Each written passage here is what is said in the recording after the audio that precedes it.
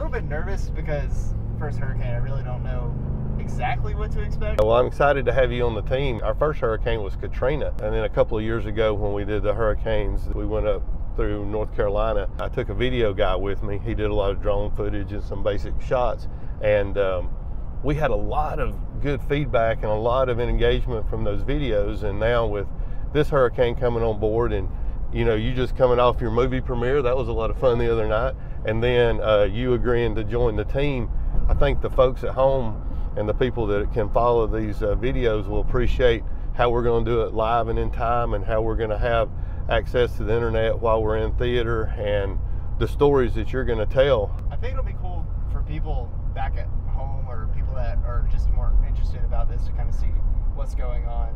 It's a lot of fun, and it's also a big responsibility because when we go out and we can restore the communications for the firemen and the police and the 911 operations, it makes them more efficient and it makes everybody safer. There's sort of a cool component to the job of like going in and working and building the stuff back, but there's also really probably makes people's lives get back to normal quicker. Yeah. So that'll be fun to do. So let's do it. Yep.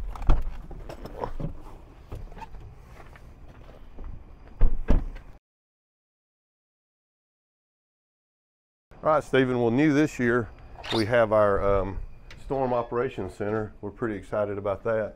Haven't got all the stuff finished, but if you'll notice on the wall, these are some pictures of some previous hurricanes that we've attended. And through this door, we have our Storm Operations Center, where we've added a couple of TVs and we're able to set up and evaluate and do the scheduling.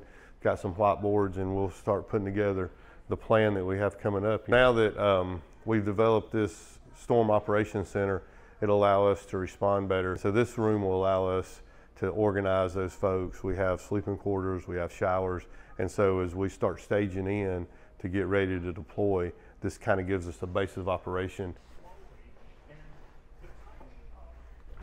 So part of our logistics mission that we do for the national telecommunication provider is we have to carry housing, food, equipment, and with that comes fuel, movement. And one of the things that we learned early on, people were trying to move the equipment on like small trailers that you pull behind a pickup. And we were having a lot of trouble with like tires blowing out and then maybe the trailers being overloaded.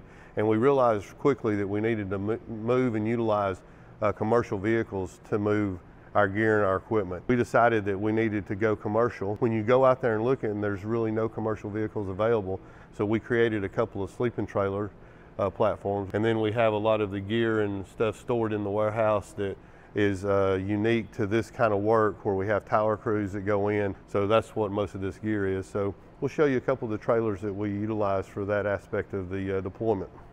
One of the applications that we do is fuel. So on our early deployments, I would have a guy that would do nothing but take a small trailer and a pickup truck and go like to the nearest Tractor Supply and buy a couple of fuel tanks. And we quickly learned that we just couldn't operate that way. Sometimes moving into theater means that we're 500, 600 miles away from the point of the origin of the storm, and there's no fuel. One of the things that we were talking about that the National Hurricane Center does is they try to evacuate people from the affected areas. When this mass exodus happens, and let's take Florida for example, as all the cars are moving out of Florida, people tend to fill up their tanks. So all the fuel stations coming out of the affected area, there's never any fuel. So one of the things that we added to our arsenal was this 9,600 gallon fuel tanker that has multiple compartments in it.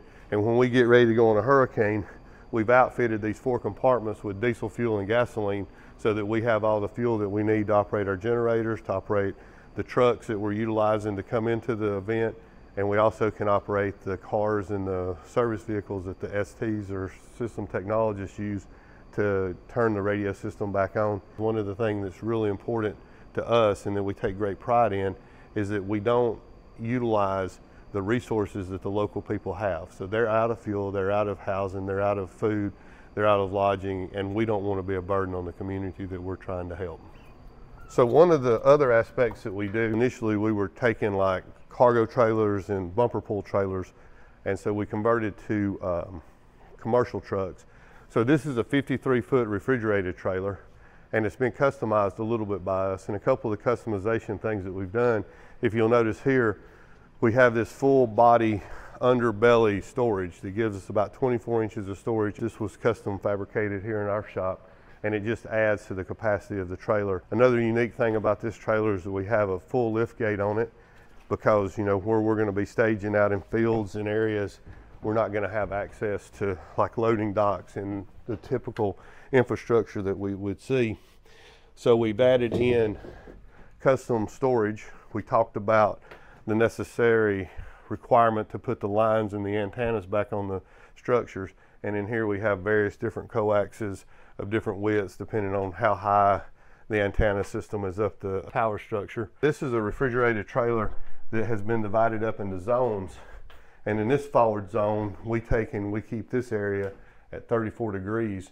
34 degrees allows us to store all the ice that we're going to use on deployment, and the cooler keeps the ice safe. We put all of our drinks in here. So this is like a refrigerator. Your typical refrigerator is 40 degrees. We keep this room at 34.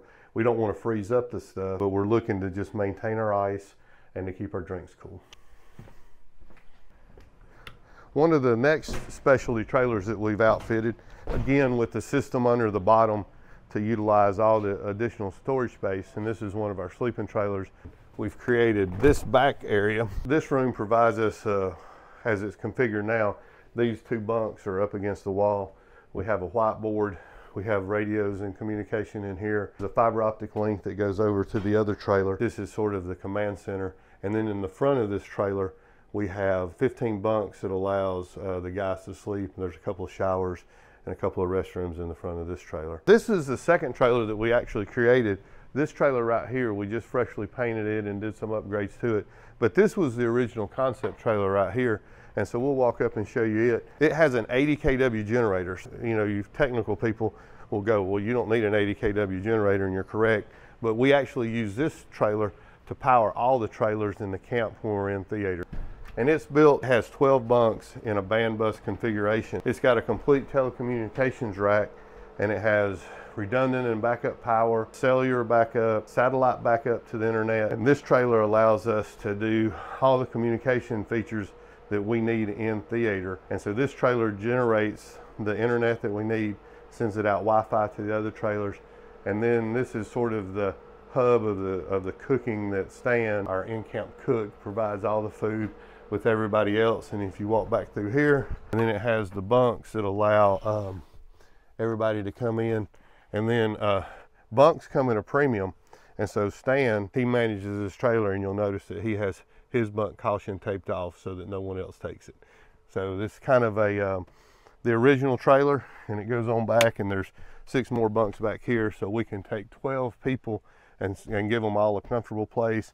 Has nice heavy curtains. Each bunk has its own heating and air with their separate return, so everybody can set their own temperature and be comfortable while they're in theater. So this is my first time getting in one of these, and I'm 6'3", so it might be kind of hard to get in. Okay, yeah, that's not too bad.